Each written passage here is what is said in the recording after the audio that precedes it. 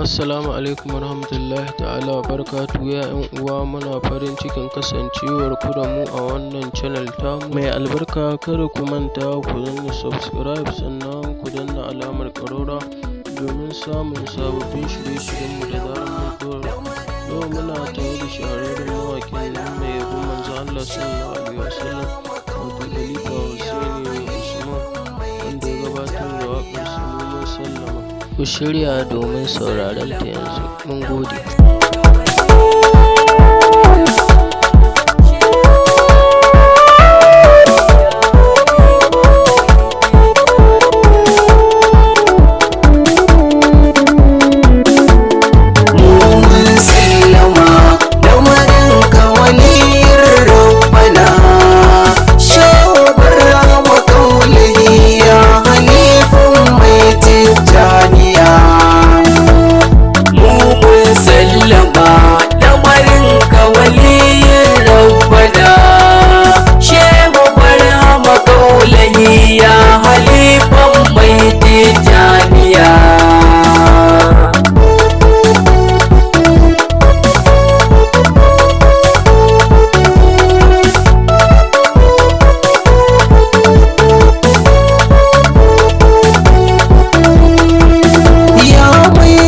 Mai sama kai kare kai saniya, kai gabas da yamma kudu da arewa gaba daya.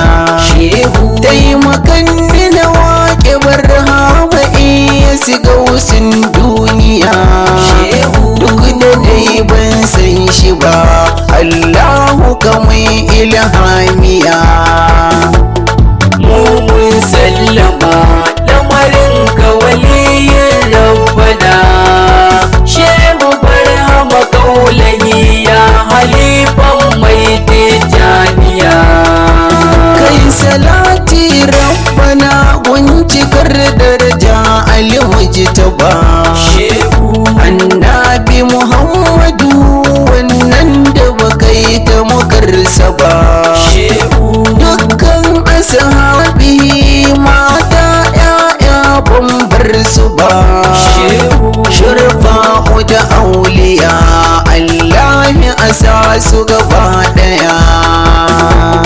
Mun sallama lamarin ka waliyin rabbana, shehu barhama kaulahi ya halifan mai tijaniya. Shehu Tijjani baban Sharif Habibu asa da shi, Shehu Jilani ba ni barinsa dole na gaida shi. Sannan ga wara mai kasidar Allah sa da shi, har Nasir Na'ibi shehin da ya yi mun tarbiya. Mun sallama lamarin ka waliyin rabbana, shehu barhama kaulahi ya halifan mai tijaniya. Assalamu alaika barhama iya siga wasin zamani, mahajubai naka ne a rufai su ma duka tuntuni. Sun yarda sun sallama a gare ka hasken zamani, kai ke shayar da su madarar fairar tijaniya.